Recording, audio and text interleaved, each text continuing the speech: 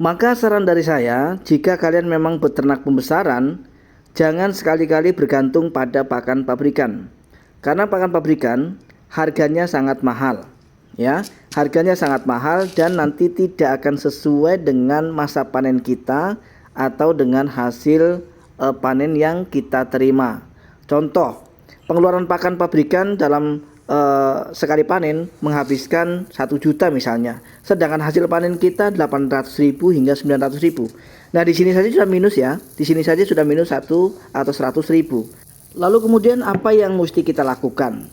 Simak video ini sampai selesai supaya nanti teman-teman tidak rugi lagi dan selalu mendapatkan keuntungan dari hasil ternak teman-teman. No, no, no, no, I don't think so. No, no, no, no, I don't think so. No, no, no, no, I don't think so. Salah satu hal terberat yang pasti akan dialami oleh peternak adalah mahalnya harga pakan. Untuk kalian yang beternak dan masih mengalami mahalnya harga pakan ternak kalian, maka simak video ini sampai habis supaya nanti teman-teman bisa mendapatkan manfaat dari apa yang kami sampaikan. Tidak bisa dipungkiri bahwa salah satu penyebab terjadinya kegagalan atau kerugian bagi peternak baik ayam maupun entok ya teman-teman, salah satunya adalah mahalnya harga pakan.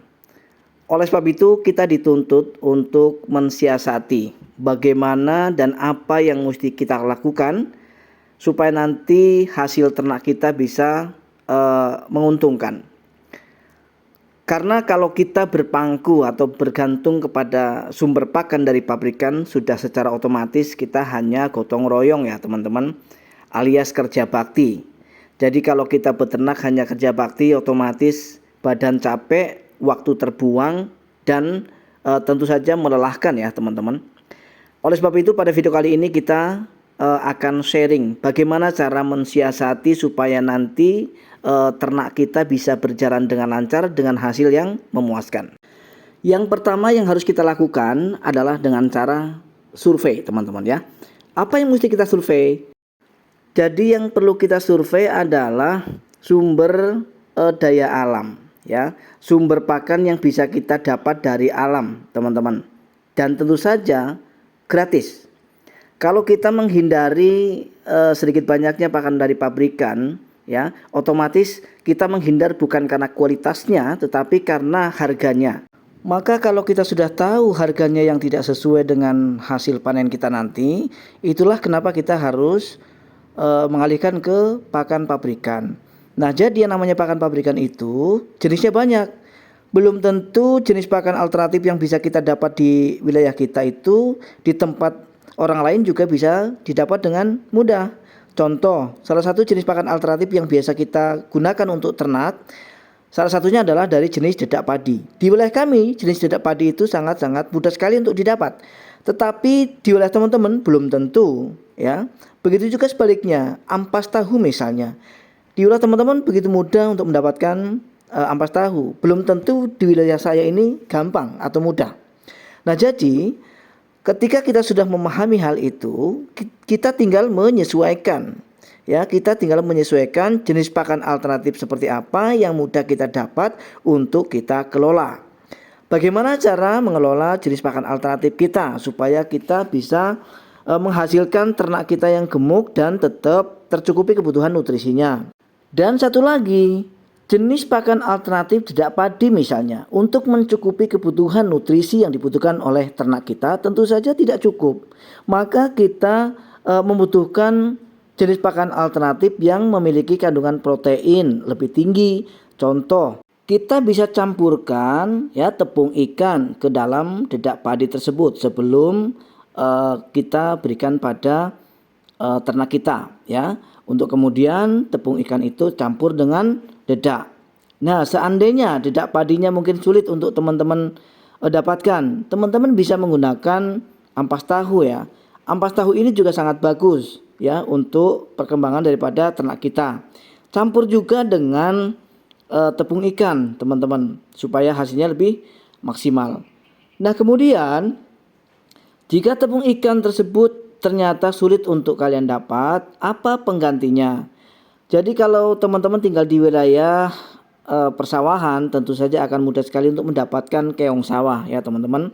Untuk keong sawah itu sendiri juga memiliki kandungan protein hewani yang sangat cukup, sehingga ketika kita berikan pada ternak kita otomatis sangat-sangat bagus. Caranya bagaimana? Biasanya kalau yang punya mesin penggiling keong sawah itu tinggal digiling. Tetapi kalau kita belum punya penggilingannya atau mesin choppernya, maka cukup ditumbuk hingga lembut. Yang dimakan sama ternak kita itu bukan cangkangnya ya, tetapi daging keong itu sendiri.